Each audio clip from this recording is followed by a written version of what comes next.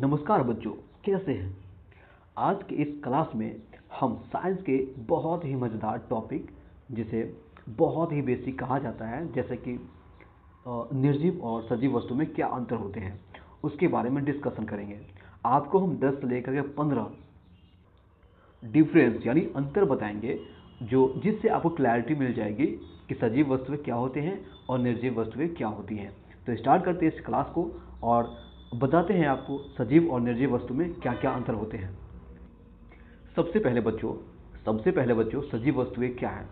सजीव वस्तुएं वे हैं जैसे कि एक मनुष्य, जानवर, ठीक है, चिड़िया, जिसमें जान हो बच्चों, वे सजीव वस्तुएं कहलाती हैं। ठीक है, और जिसमें जान नहीं होती है, जैसे में क्या, आप दिमाग लगाइए थोड़ा सा, जैसे में मोबाइल, इसमें जान नहीं होती है। जैसे में किताब, कंप्यूटर, घर, ये सब क्या है, ये सब निर्जीव वस्तुएं हैं, जिसे नॉन लिविंग थिंग्स कहते हैं। ठीक है, तो चलिए इसके अंतर को जानते हैं। 10 से लेकर के 15 अंतर को हमने इस लिस्ट में डाला हुआ है, जो आप स्कूल में, ट्यूशन में जब पूछे जाते हैं तो आप बता सकते हैं। ठीक है, तो शुरू करते हैं।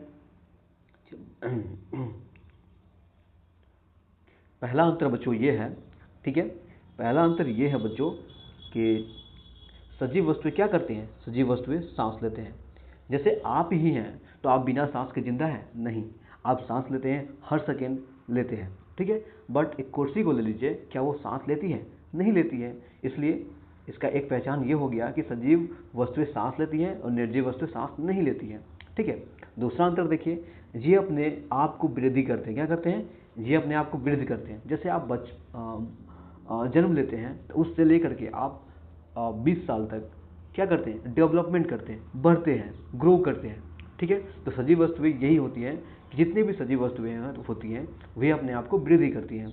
ठीक है, निर्जीव वस्तुएं अपने आप को वृद्धि नहीं कर पाती हैं। थर्ड लाइन देखिए, ये भोजन कर पाते हैं। जैसे बच्चों, हमें जिंदा रहने के लिए क्या चाहिए? भोजन की जरूरत पड़ती है, लेकिन निर्जीव वस्तुओं में भोजन की जरूरत नहीं पड़ती है। ठीक है, चलिए, और ये चल सकते हैं, यानी सजीव वस्तुएं क्या कर सकते हैं? चल सकते हैं बच्चों। ठीक है, ये अपने आप से चल सकते हैं या फिर सहारे से, लेकिन निर्जीव वस्तु में ऐसी कोई बात नहीं होती, यानी वो नहीं चल सकती। 5वां नंबर, वे प्रजनन कर सकते हैं, यानी अपने संतान को उत्पन्न करने की शक्ति होती हो सजीव वस्तुओं में, लेकिन निर्जीव वस्तुओं में ऐसी कोई प्रथा नहीं होती है। ठीक है, यानी वे प्रजनन नहीं कर सकते हैं। बच्चों, ये पॉइंट को आप लिख भी लीजिए ताकि आप अच्छे से याद कर पाएँ। ठीक है, अगर वीडियो पसंद आ रही हो तो प्लीज़ वीडियो को लाइक ज़रूर कर दें, क्योंकि हम आपके लिए ऐसे कंटेंट हमेशा लाते रहेंगे। ठीक है, छठा नंबर देखिए, सजीव में कोशिकाएं होती हैं। सजीव में कोशिकाएं होती हैं, जबकि निर्जीव में कोशिकाएं नहीं होती हैं। ठीक है, ये वातावरण पर क्या करते हैं? प्रतिक्रिया करते हैं, और लेकिन निर्जीव वस्तु में वातावरण पर कोई प्रतिक्रिया नहीं होती है। ठीक है,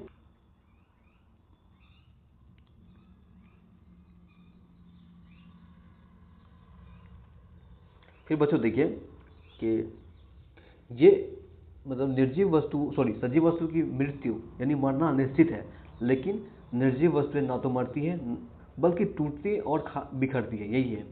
ठीक है, 8वां नंबर देखिए, सजीव ऊर्जा का क्या करते हैं?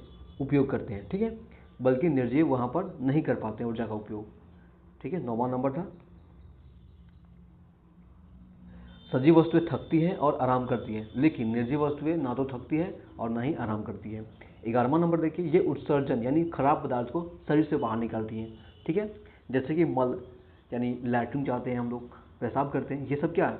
एक खराब पदार्थ ही होता है जो हम निकालते हैं, लेकिन निर्जीव वस्तु में ऐसी बात नहीं होती है। ठीक है, और 12वां नंबर, ये समय के साथ बूढ़ी हो जाती है। जैसे आप बच्चे रहते हैं, उसके बाद जवान होते हैं, उसके बाद मिडिल एज में जाते हैं, फिर जाकर के बूढ़े हो जाते हैं, लेकिन निर्जीव वस्तुएं ना तो बूढ़ी होती हैं, ना ही पुराने होते हैं।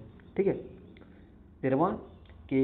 13वां नंबर, सजीव वस्तु में शरीर का तापमान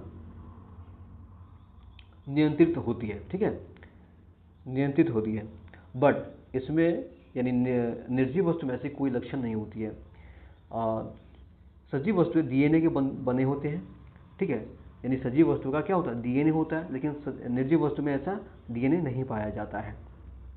लास्ट लाइन है बच्चों कि सजीव का जो जीवन चक्र, सजीव का जीवन चक्र होता है, ठीक है, यानी आप जन्म लेंगे और जवान होंगे, काम काज करेंगे, फिर जाकर बूढ़े होंगे और लास्ट में क्या होंगे, आप मर जाएंगे, लेकिन ऐसी निर्जीव वस्तुओं में नहीं होती है। तो बच्चों आपको हमने सजीव और निर्जीव वस्तु क्या होती है इस पर 15 लाइन को दर्शाते हुए आपको ये बताया है कि इसमें अंतर कैसे पाया जाता है, ठीक है। बाकी वीडियो पसंद आया हो तो प्लीज़ वीडियो को लाइक ज़रूर कर दीजिए और चैनल को सब्सक्राइब भी जरूर कर दीजिए, ठीक है। और ऐसे वीडियो को देखने के लिए